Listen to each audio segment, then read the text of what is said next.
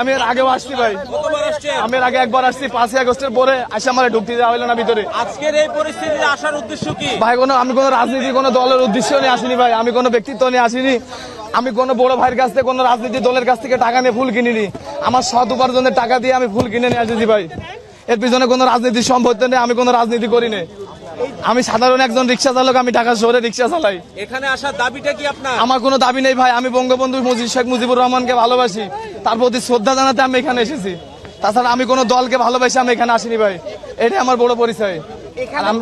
এখানে তো যারা এসেছে তারা বিভিন্ন সময়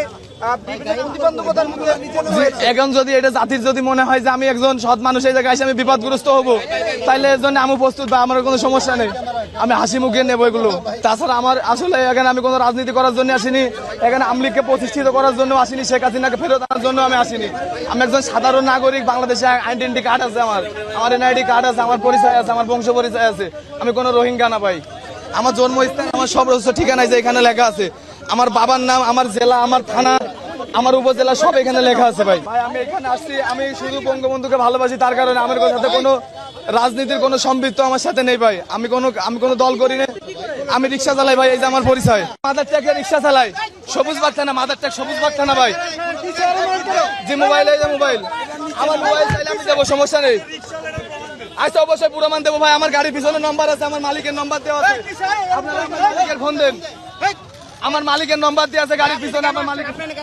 আমি আসছি বঙ্গবন্ধুকে ভালোবাসি, আমি কোনো আওয়ামী লীগকে প্রতিষ্ঠিত করতে আসিনি, আমি শেখ হাসিনাকে ফেরত আনতে আসিনি, আমি আসছি শুধু বঙ্গবন্ধুকে ভালোবাসি। ঢাকা শহরে রিক্সা চালাই, আমি 22 সাল থেকে ঢাকা শহরে রিক্সা চালাই। আপনি কি জানতেন না যে এখানে বিবাদ হবে ভাই? এটা আমি জানতে, আমি মোবাইলে দেখেছি যে বিবাদ হচ্ছে, কিন্তু এটা আসলে কোনো কথা না, কথা আমি বঙ্গবন্ধুকে ভালোবাসি, তার কারণে আমি আসছি। এখানে যদি আমার মরণ হয় তা আমি হাসি মুখে প্রস্তুত হয়ে নেবো। আমার কষ্টের টাকা ভাই, আমার সংসার চলে না ভাই, আমার বউ বাচ্চা অসুস্থ, আমার বাচ্চা এলো 13 মাস বয়সে কোনো বসতে পারে না, আমার প্রত্যেকদিন 200-300 টাকা ওষুধ লাগে ভাই।